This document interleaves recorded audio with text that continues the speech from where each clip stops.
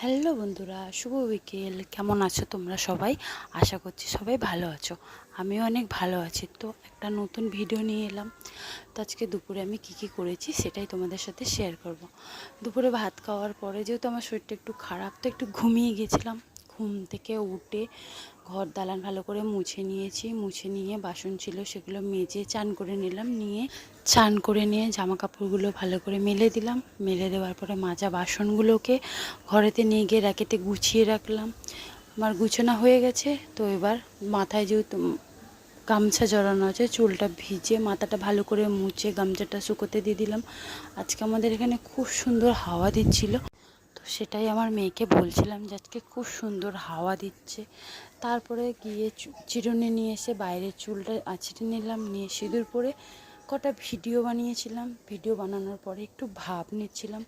তো তারপরে বর্মশাই ডাকে যে ছেলে উঠে পড়েছে। তারপরে ঘরেতে গিয়ে দেখো ছেলেকে নিয়ে বসে আছি। তো এবার ওকে খাইয়ে নিয়ে বাইরে যাব। তো টাটা।